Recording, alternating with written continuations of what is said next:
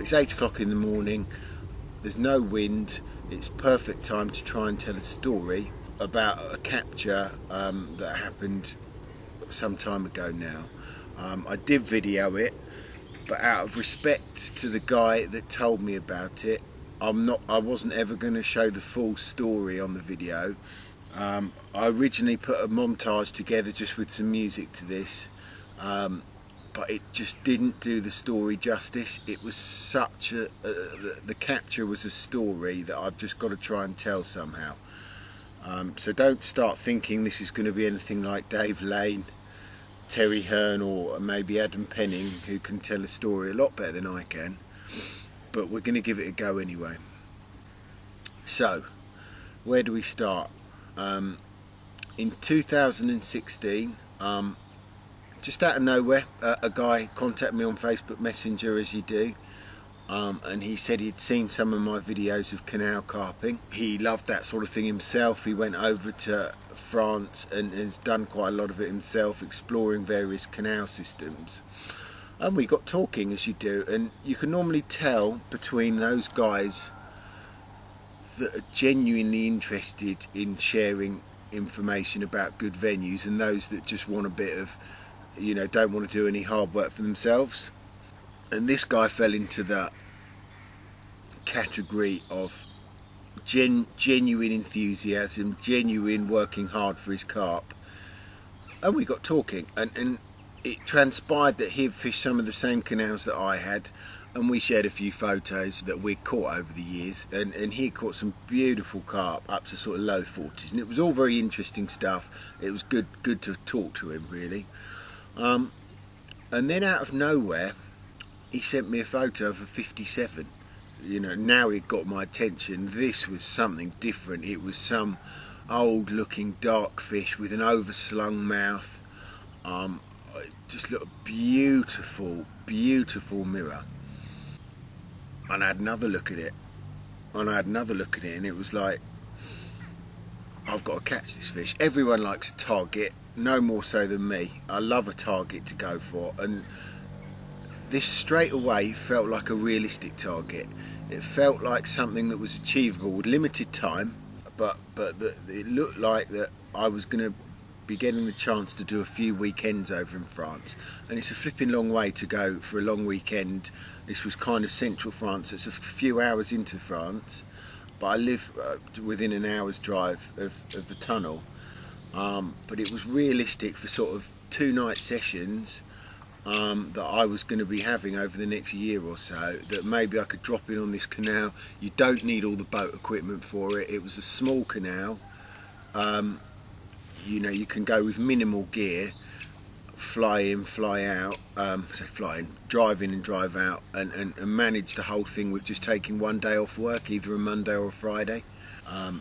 It was a small section of canal, perhaps a mile or so long, on a canal system in central France, and by all accounts it only held 6 or 7 carp. It was gin clear water for most of the year.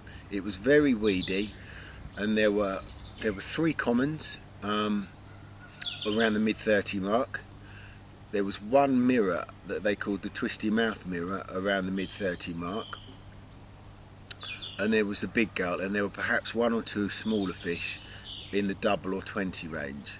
That was it as he understood it, and he had fished it a good few times, and it's clear water, so on a good day you can find them, or you can find some of them.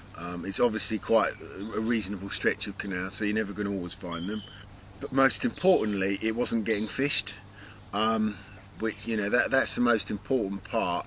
As we all know these days, angling pressure is the biggest game changer on whether you're going to catch. It's always angling pressure these days.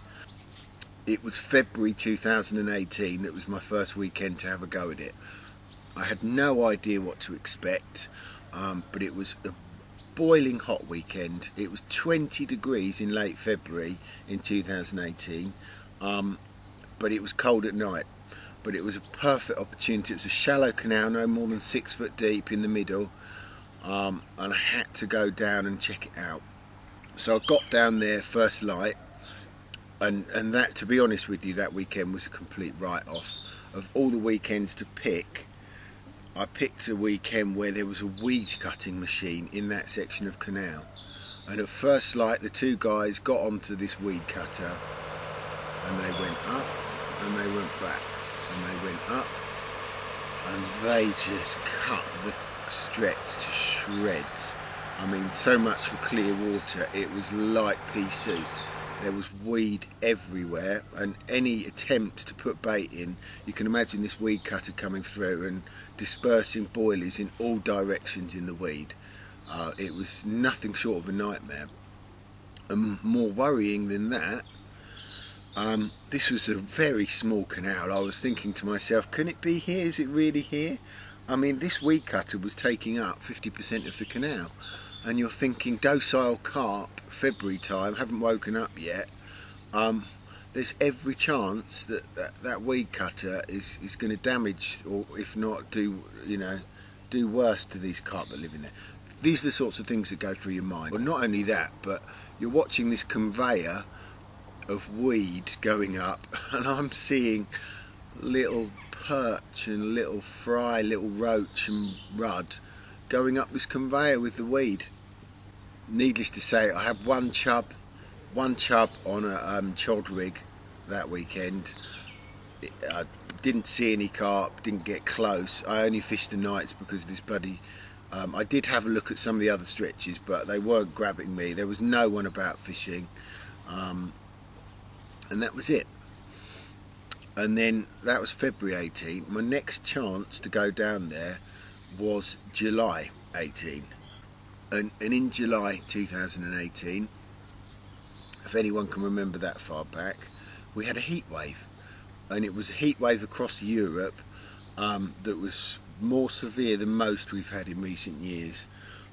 It was 40 degrees all across France, and it was well over 20 degrees at night. And I got down there in the end of the second week of this heat wave, and it was pouring with rain, but it was still a heat wave. So it was stormy, but it was still absolutely roasting hot. This rain was warm rain. I got down there at sort of 2 in the morning, drove through the night, and there was a van there. It's a mile or so long, but even a mile or so long, you'd rather there weren't other anglers. They're going to be taking up a good section of this. So I thought, oh my word, is he going to be just down by the lock, or is he going to be further up? So I got out the car and I started walking down towards the water, and I must have got 3 or 4 yards, and suddenly, bang! I felt like someone was trying to take my head off. And it was obvious it wasn't a fisherman. It was a couple of guys that were hunting sanglier, the wild boar over there. So it was a relief that I hadn't got shot, and it was a relief that it wasn't a carp angler. And again, I had the intention. It was midsummer. If they were still there, these fish were going to be. The plan was to find a few clear spots within the weed. This was hornwort weed. It was this kind of fountainy type stuff, and it covered absolutely everything. It was very, very difficult to find any sort of clear areas in it. But the plan was to find a couple of relatively clear spots, bait them heavily, and move between them, and see if I could find the fish, most importantly. And anyway, as I walked down towards the lock, just to have a look, it was still pitch black, and it was pouring with rain, and there's a headlamp relatively close, and it kind of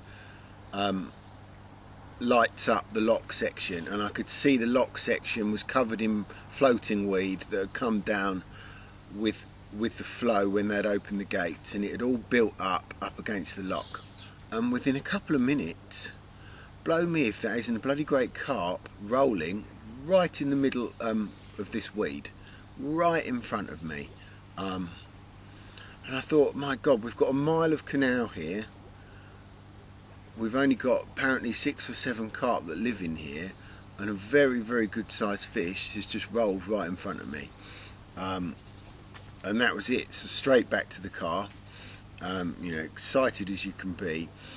Grabbed a couple of rods, couple of handfuls of bait, put my waterproofs on, and got a landing net, and I literally made my way down to this lock. And in the darkness, I just flicked out 2 baits on light leads. One landed quite well, and the other one landed completely soft. One up against the weed that clogged up against this mooring, and one just to the right of it. I threw out probably 20 baits around each rod, and sat back and waited. An hour or so later it got light, and as it got light, another roll. Real good fish it was. It was a common, I could see it clearly. It was obviously one of these mid-30 commons, and just as it was starting to get a little bit busier with traffic and pike anglers starting to make their way up the stretch, one of the rods has pulled forward and started sizzing off the bait runner, and I was into a fish straight away. I'd been there literally 2 hours, and I was into it. I was sure it was this common, and it took me right under the weed. It took me left, took me right, and after probably a 10-minute scrap, I had it in the net, and it looked big. These were supposed to be mid-30 commons, and I stuck it on the scales and it went 41 pound. I was like, can this be one of the same fish? And I compared it against the photos that I'd seen, and it was the biggest one that this guy had he'd had it at 36.5, and it was now 41, maybe 2 years after he caught that, but that was a real good weight gain in a short period of time. And I'm thinking to myself, my God, is that 57 could be over 60 pounds now. So anyway, it got light. It was still overcast, but it stopped raining. So I went up, found a couple of clear spots in the weed, I baited them, and I walked up and I walked back, and I found one small dumpy looking mirror. It looked about up a double, and that was all I saw. And then as I got back down to the lot where I'd had the 41, I saw a mirror of mid-30, and I thought, well, that has to be the one they call Twisty Mouth. As it went across the canal, a carp that was just eclipsed everything else just came following up behind.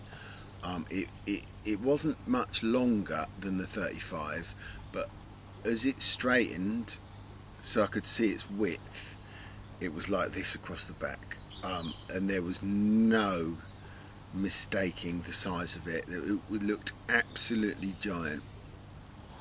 They went up along the lock gate, came right down in front of me into the near margin. The Twisty Mouth dropped into the hornwort, and picked up a few bits and pieces from the bottom. And I was like, well, there's one rod for the night. And it was in the hornwort, but it was in sparse hornwort, so you could lower a rig into the hornwort, not being comfortable that it was to an extent presentable. I mean, there was hornwort everywhere, so it certainly wasn't going to be well presented, but you felt confident that you could get a take off it with a nice short hair.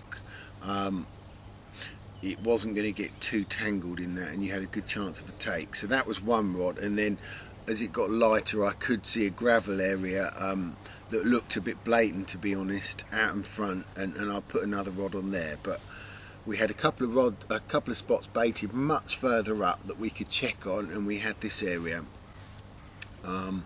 So we were going to fish anyway. But one other thing that was really interesting that afternoon was that I saw this Twisty Mouth mirror a couple of hours later, just sitting there in the hornwort, sucking the little bubbles of oxygen off the hornwort.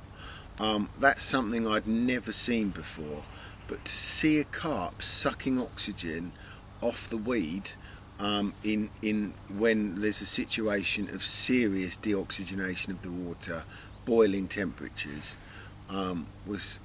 it was almost like how they've adapted to survive when conditions are like that, which was quite impressive. But anyway, Didn't see much else that day. I put the rods out that evening, and in the middle of the night I got a take on the rod that was dropped into the hornwort, and it was this dumpy looking mirror that I'd seen the best part of a kilometre further up the canal the day before. I couldn't believe it. There was no sign of the big one. There was no sign of this twisty mouth one. Because of the situation, I didn't sack the fish. I just put it straight back. But yeah, 2 fish, and that was the end of that weekend. But it was so hot. On that last day, I did find them just halfway up the canal, just sitting under weed, looking a little bit lost in the heat. But they weren't interested in feeding or anything like that. And that was it. That was it for that session. But 2 fish. And you're thinking to yourself, are they genuinely going to survive this heat that we've got? And that I was watching the temperatures in that region of France for the next week or so, and that heat wave lasted another good week over there. And all of a sudden, are you going to be making this effort for something that's potentially not there anymore? I mean, at any time these fish can also move between the locks, so there are a lot of risks that you're going to be fishing for a fish that's not there. So anyway, we'd had the 2 fish, we were happy, but there was a massive question mark over whether or not this was going to be worth going back to. But anyway, we do. Let's talk about it. So I stopped in there in September, fishing on the way back from 2-week family holiday in the southwest. I stopped in there for the night. I got there at midnight. The canal was running fast. They had the gates open and it was murky. I just lowered 2 rods in where I knew it was clear from my previous sessions, a few handfuls of live system, and I went to sleep. And at some point around 3 or 4 in the morning I got and it was a proper a carp liner. There were some bream in there, but this was a carp liner, and an hour later the rod roared off, and I was thinking to myself, I surely haven't dropped in on this and had the big one straight away. But it was I brought the fish in, and it was this long upper double type mirror. I hadn't seen it before, hadn't seen any photos of it. And it was like, what fish is this then? But it was an upper double. No one knew which one it was, but anyway, it was a fish, and it was a nice little present for an overnighter. And that was it for 2018. Those 3 sessions. In 2019, didn't fish it all year, but I had a long weekend ahead of me right at the end of October. And at the time I had some of these saver tickets to use up, so I made the effort the weekend before. I drove through the night the weekend before. If I go on the Sunday night, I can have the Monday morning off work, and I can go down and I can put a couple of kilos in with the view to arriving on the following Friday. When I say a couple of kilos, I put a bit more than that in. I probably put 5 kilos in, with the view that I was going to be returning on the Friday. And it was all so rushed, frantically trying to do it at first light before I could get back to work. And I put this bait in, I walked the stretch, and I got back to where I wanted to put the bait in, and I was using XXX at the time. And the whole reason for using XXX was that it was a slightly darker bait than the live system, and if people were going to walk that stretch, other carp anglers, they might not spot it. And I put this bait in, and I walked, and as I got back it got a lot lighter, and I could see all this bait, and I was like, that is so blatant. That is so blatant. So you're worrying all week that there's going to be carp anglers fishing over your bait, or at least spotting it. Went home, did my week at work. Is the big fish going to be on it? Is the big fish still in there? All these question marks start going through your mind. And I got back down there on the Friday, just so excited. I got down there on the Friday morning in the hope that I was going to beat any weekenders to the spot. and the area was just cleaned, absolutely cleaned of bait. There was no sign of any bait there, and this incidentally was the area that I knew the big girl had got caught from. So I was, you're thinking to yourself, she's had a good 5 kilos of triple X. This could be a first night jobby. And as I started setting up, two or three tarmac trucks pulled up. Okay, they started saying into D, and I was like, what? I'm literally just fishing this. I know it's a public canal, and they were trying to explain something to me, and it transpires that they were going to be tarmacking a cycle path along this stretch over the weekend, and the noise that this generator was making. They even had a mini digger in there. They had a little blade that they were spreading this tarmac out, and the roller to roll it all out. Oh, it was flipping nightmare. Anyway, I put the rods out that evening on this beautiful fresh tarmac, and the noise that it had made would have scared the life out of those carp. They wouldn't have known anything like that. They wouldn't have heard anything like that before. It's not a very wide canal. They wouldn't have had anywhere to go, and this was going all the way up. Anyway, I fished that night, and I had a stocky. I had a stocky of about £10 that was over the bait. So it was a fish, and then the next morning the bloody team were back to do their cycle path tarmacking, moved off somewhere else for the day, and I came back in the evening and I blanked that night. So the weekend was just one small stocky, and I didn't see any. I walked that stretch, and at that time of year there was very low light levels. It was clear water. There was no sign of any of the A team, so to speak. I was starting to get a bit disheartened with all of it. I'd done 3 weekends and 1 night stopover, and I'd just had one of them, but it was one of those where my timing had been wrong 3 times in a row. That was it for the year. Then we went into winter. I didn't do any winter sessions on there. And come springtime, I thought to myself, well, I'm going to give it one more go. It was June, and my timing was right. I knew straight away. I basically, the plan was I was going to find three clear areas within the weed. I was going to fill the rucksack full of triple X, cap on, Polaroids on, and we, walking boots on, and we're just going to keep walking. You've got to watch out for the rabbit holes there, because you can very easily turn an ankle in the rabbit holes. But I was just going to walk the stretch, bait a few spots, and wait for that bait to be eaten. And literally, I found the first clear area. I threw out a couple of handfuls of triple X, and out of nowhere, a big common just came in and started eating it. Tail up, but it looked like the one that I'd already caught. And I was like, I'm not going to run and get my rods. It looks like the one I've caught. Let's do this properly. And I walked that day, and I could not find her anywhere. In fact, the only big carp that I saw was the common, and it looked like the one that I caught before. So that night, I put the rods out on the first area where I'd seen the common feeding. And I was confident of catching her, to be honest. And the night went by, and at about 4 in the morning, I got a take, and I hit into it, short, sharp scrap, and I had the dumpy fish that I'd had 2 years earlier in the heat wave. And so this time, obviously, it was light, it wasn't raining, and the water quality was that much better with oxygen. Quick little bit of video and put her back, but yeah, I'd had one, and so straight away your confidence is right up.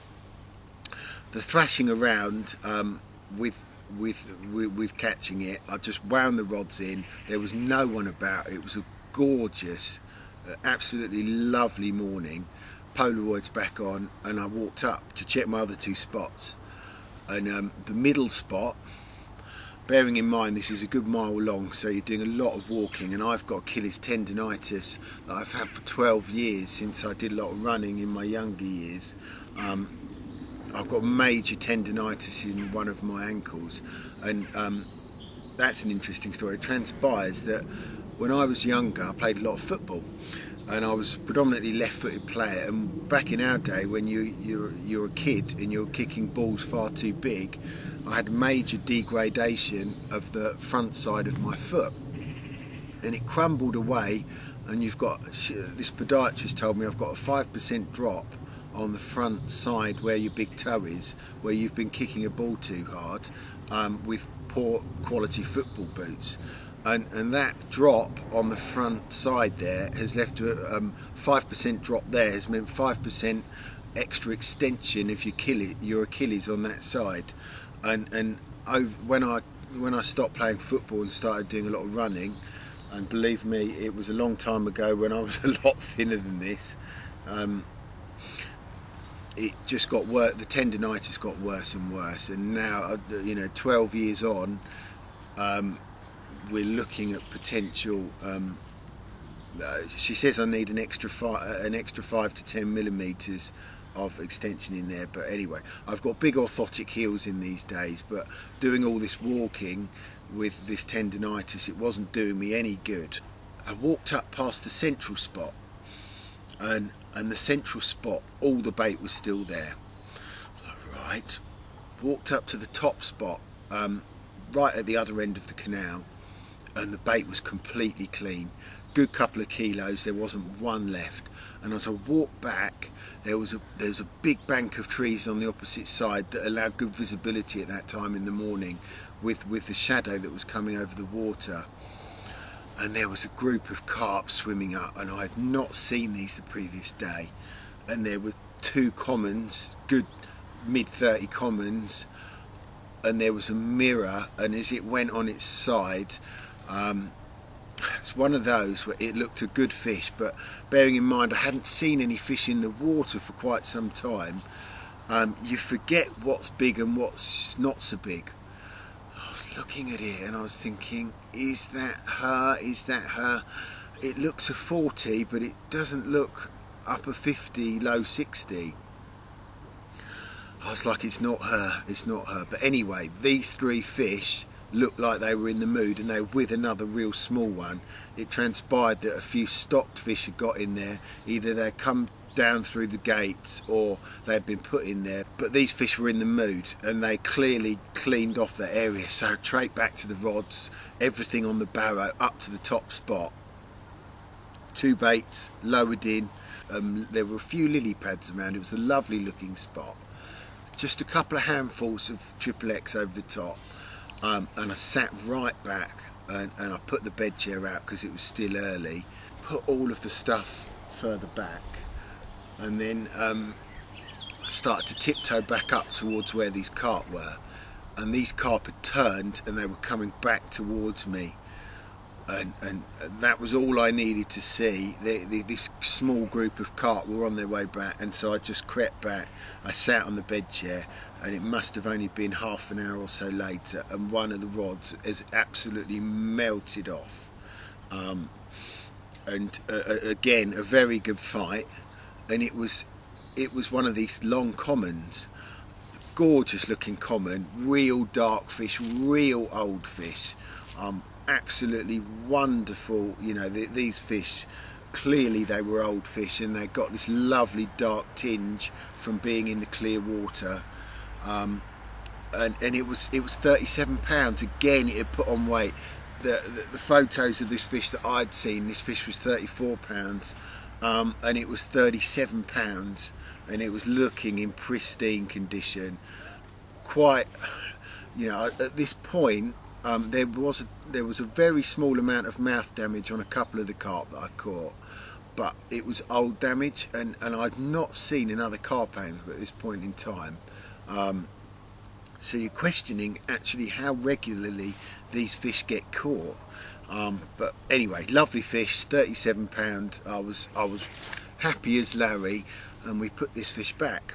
And again, I'd made quite a lot of disturbance, so So I just put everything to one side and I walked back to the other end where I'd baited. Incidentally, it was kind of a routine: have a fish, you rebait, and then you move up the other end. So I've moved back over the bait at the bottom end, and to be fair, it was only a few hours after I put it in, so there was no sign of anything going on. Again, the middle section, the bait had been untouched, and at the bottom the bait was still there that I put in earlier that morning after having the dumpy fish. So another trek up to where I'd had the common, and there was nothing really going on, so I literally just put the rods back out and lay down and tried to get a couple of hours sleep.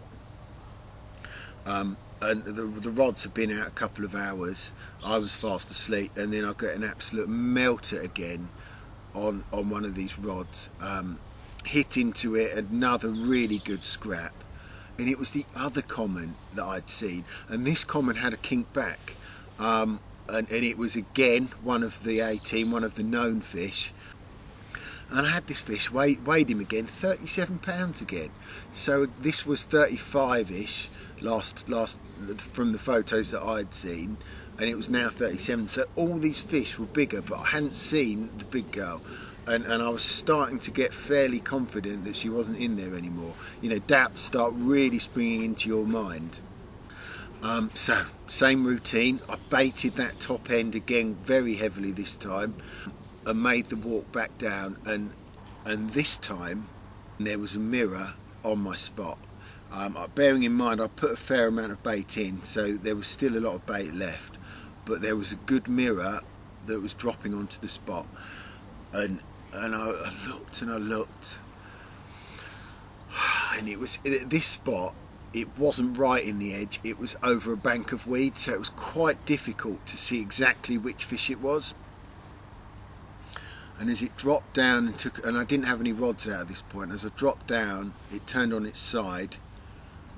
I was like, "That's that 40-pounder." That was the 40-pounder that I'd seen a good, well over a kilometre away, just no more than 4 or 5 hours ago.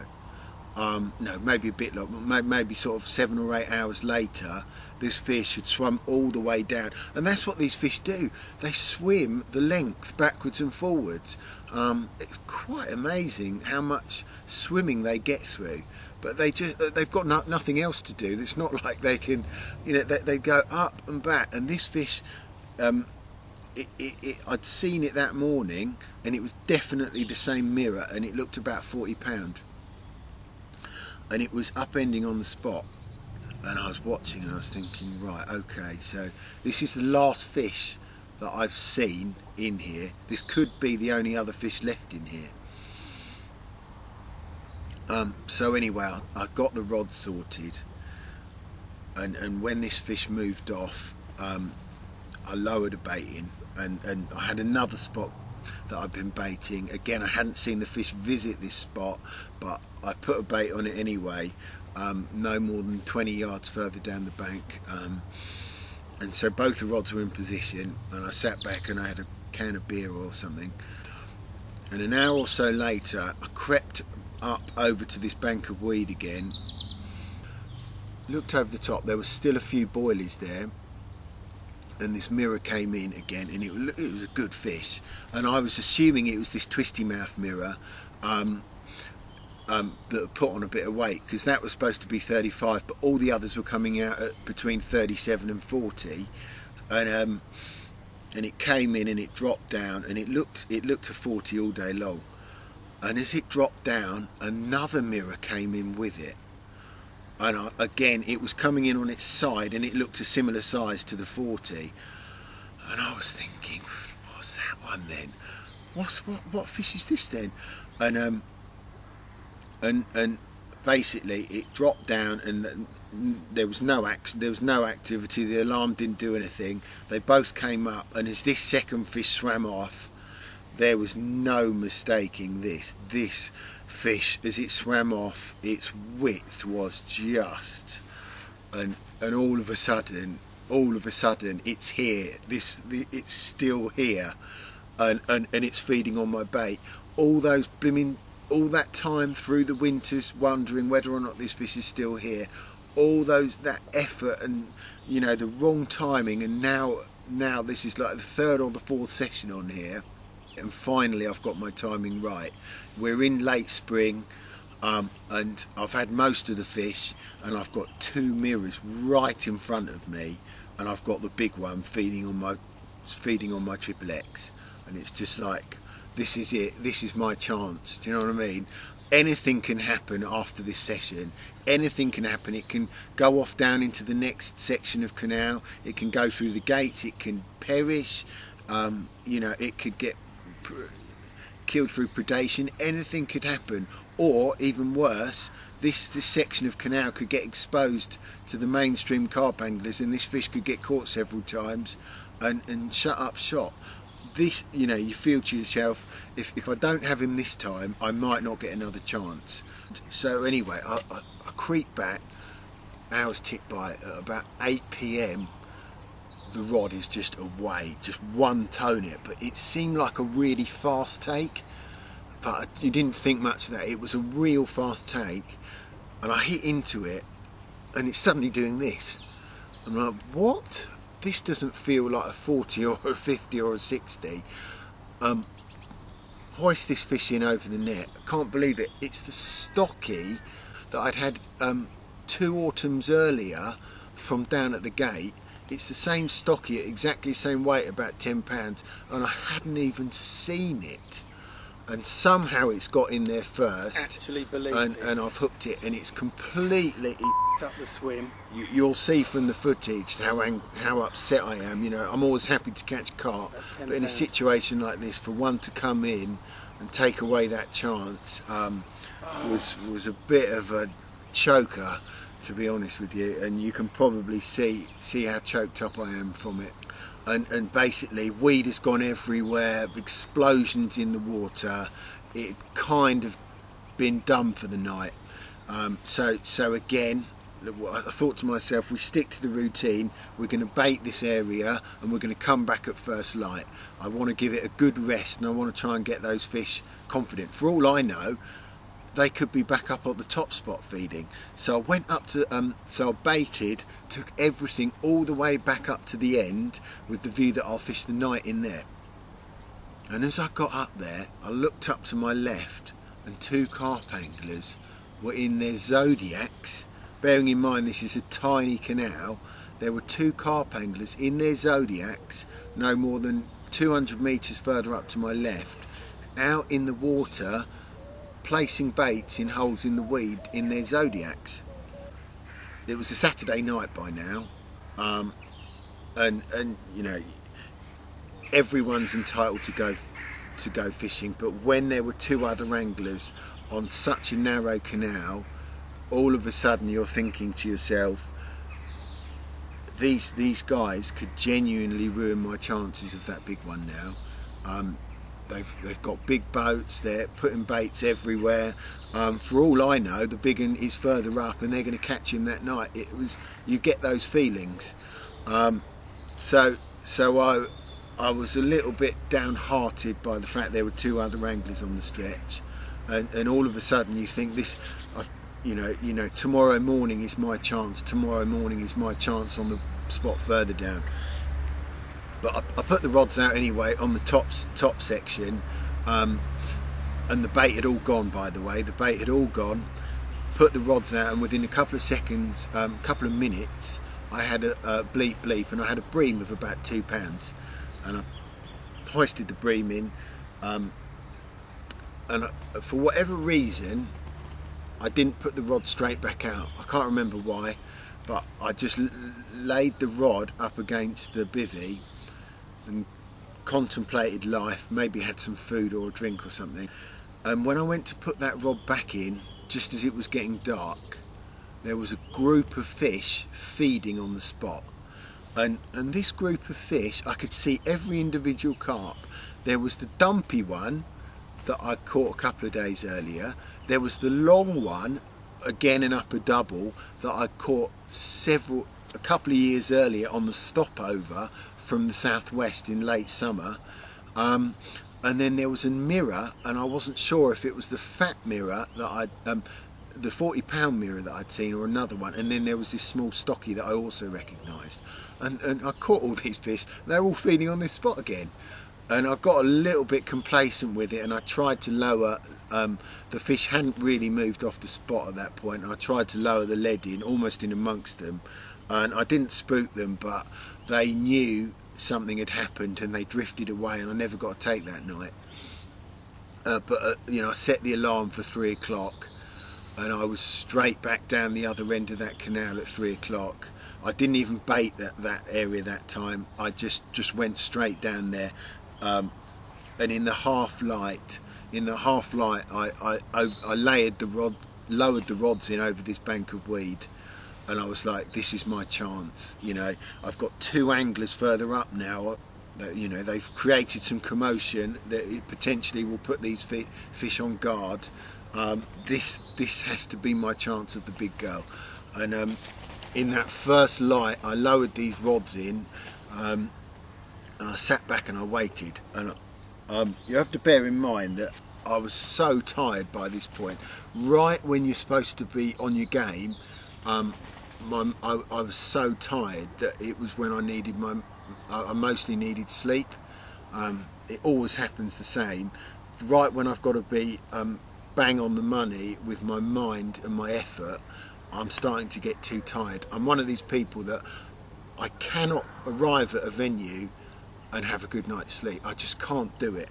I do such little fishing these days that I'm trying to be so tuned into it that the first night, or even the first 2 nights, even if I've driven all night, I will not sleep. I will just be trying to tune myself in, and it's only nights sort of 3 and 4 of any trip that I start to really be able to sleep properly.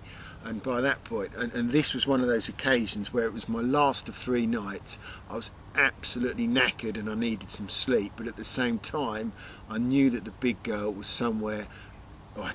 There was a very good chance that the big girl had been feeding on my Triple X all night, and this was my chance. So I'd lowered the rods in and I sat back and I fell asleep straight away. And it got to 8 in the morning, got to 7 in the morning, and I hadn't had a take.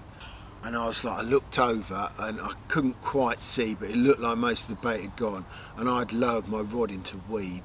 It was one of those where if you're not dropping your bait onto hard spots here, you're dropping it into kind of light weed. So there's every chance. I was fishing a Triple X with 3/4 of a 14mm live system pop-up to balance it off, so on sort of 8 inches of coated hook link, with the view that with sort of 4-ounce lead you can lower the lead into the light weed, and this will, you've got a little bit more visibility there, but most importantly with a foam nugget on, you're plopping it in and that's just going to rest on the weed. But on this occasion, for whatever reason, I'd lowered it into thick weed and it was not visible, and I just pulled it out and it was right in the middle of a big clump. You can never, unless you actually see it go down in the half light, you can never be totally sure that you'll get, there are big lumps of this hornwort, and you can easily just pop it into one of them and not really know any different, because you're not really getting any drops. It was that weedy, but these fish were feeding in that weed, and this was one of those occasions where I probably should have waited another hour and lowered it in where I could actually see it. But I'd lost the morning. I hadn't had any takes that morning, but I put the rod straight back in at sort of 8:30, and I was straight. It was probably 7:30, and I crashed out. And as I crashed out, the wind started picking up, and this was the first time we'd had a wind on the place. And as good as a wind is on most venues, it wasn't really what I wanted, on the basis that you can't see anything. When you've got a big ripple going across, you can't see anything. But I had my baited spots. I knew the big girl had been feeding on these spots the day before, so maybe the wind is a good thing. And as I laid down, I must have only been asleep half an hour, and I heard a take. It was on the rod that was 20-30 yards further down the bank. which was the first time that rod had gone, and it was running, and I ran down and I hit into it, and I just got plod, plod, plod. This is basically a 50-50 chance that I've got the big girl. It was, and this fish was not fighting, it was just coming straight in, and I could just see this big mirror just wallowing through the weed. It was on the far bank, and it was just coming back nice and easy, nice and easy. The lead hadn't even ejected. This was a big old fish. Straight away she's in the net, and I look in the net. That's not 57 pound. It's a lovely good fish, but that's the smaller of the two, and I thought that's got to be the twisty mouth. And I looked at the mouth, and its mouth was clean, it wasn't twisted. I'd never caught this fish before. I was thinking, why do they call this one the twisty mouth if its mouth is in perfect knit and it's dead straight? It was a big fat mirror. I'll put her on the scales. I think she went 41 pound. To be honest with you, it didn't really matter. All I knew was that there was pretty much one other fish, as far as I was aware, there was one other fish in this bloody canal that I caught. I caught every single fish now, apart from the big girl, and I knew she was in there and she was feeding on my bait. And it was like, as quick as I could, quick bit of video, put her back, and then, and as I did that, I saw the two anglers. They were only young kiddies. I saw them down at the lock gate walking up towards me. They hadn't seen I caught that fish, but they were walking up, and they were completely oblivious to the situation that I was in. And they had said that they had caught a small mirror, a long one of about 10 kilos, and I know which one they had had straight away. It would have been the long one that I'd caught on the overnighter a couple of years earlier. I'd seen it feeding up that end, and they had said that they had caught that one but nothing else. And it was one of those situations where one of them spoke good English. I'm normally more than happy to talk to other carp anglers, but this was one of those situations where I really wanted rid of them as soon as I could, and I tried to be a bit despondent with my discussions with them, knowing they're casually walking along this footpath without any thought that I might have rods in the near margin. So it's, as nice as guys as they were, I tried to kind of move them on as quick as I could.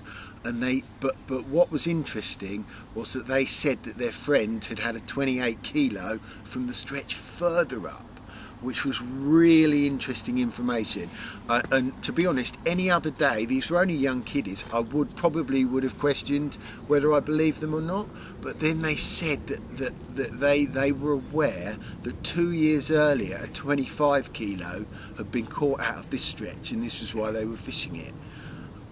And I knew that fish the day before had been feeding on my triple X right in front of me, and the fact that they said that gave me some belief that their friend had caught a 28 kilo. I mean, these are flipping big canal fish. This strain of carp, real big fish for such small canals in central France. This was gold dust, but all I really wanted at this moment in time, I would have explored talking with them about this stretch further up, but anyway, I gave them a little bit of the cold shoulder, shook their hands, and they moved on. And my rods were out, and again I was so tired I literally lay down and went to sleep. And somewhere between 10:30 and 11, it was windy, and you're in this kind of sleep. Is that an alarm? And you kind of come to, and my rod furthest down the bank, it wasn't on full volume. It wasn't on the sounder box alarm, which it should have been. And basically the swinger is tight up against the blank, and this fish is right out in the middle, and I was just like, run down, hit into it, and this fish is locked up solid in the weed. I was cursing myself.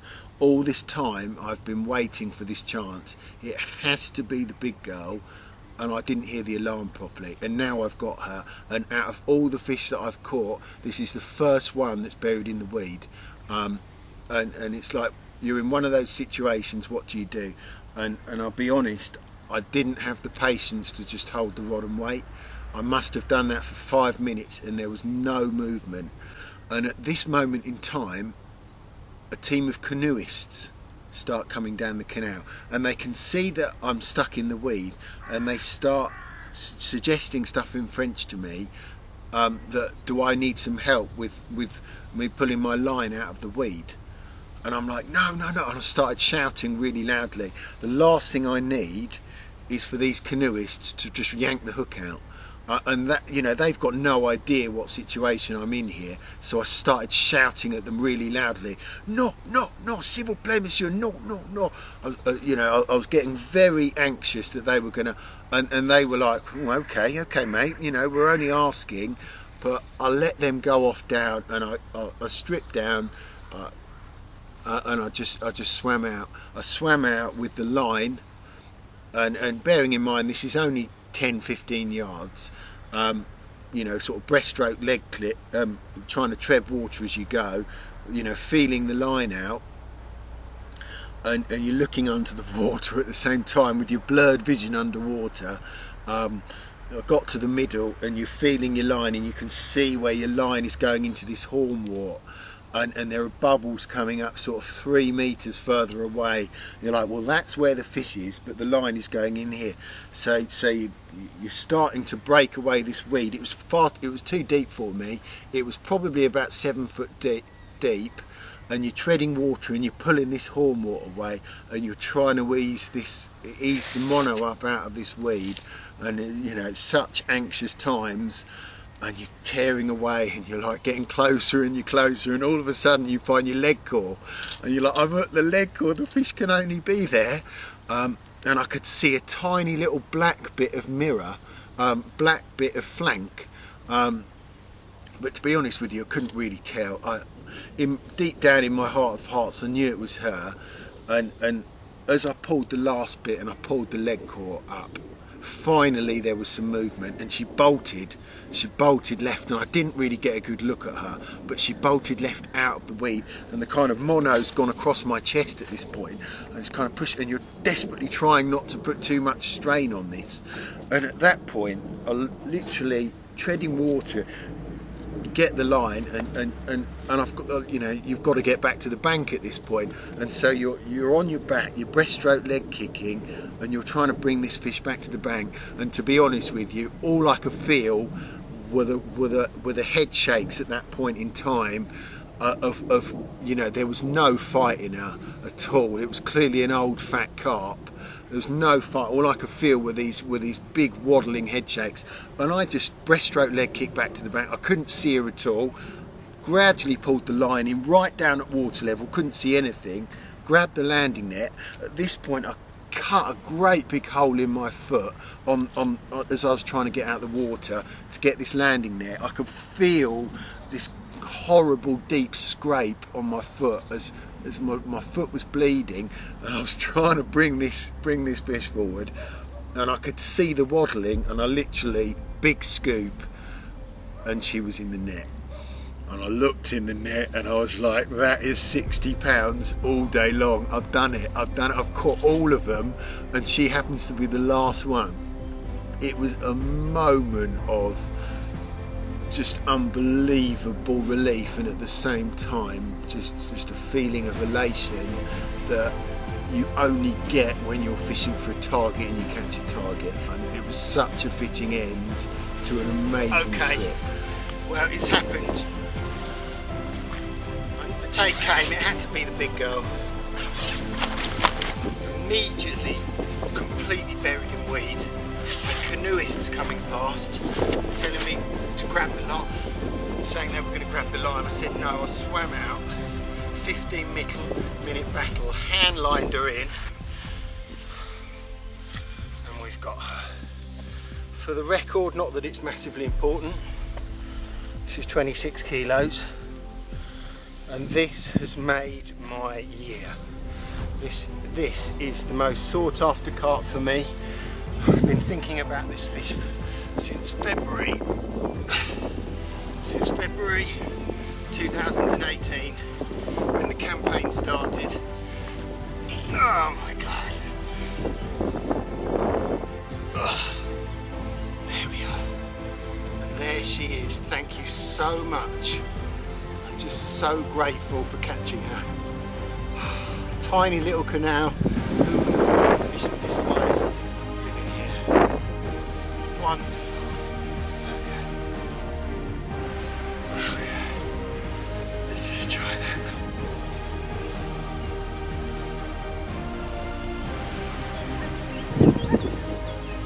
Thank you so much.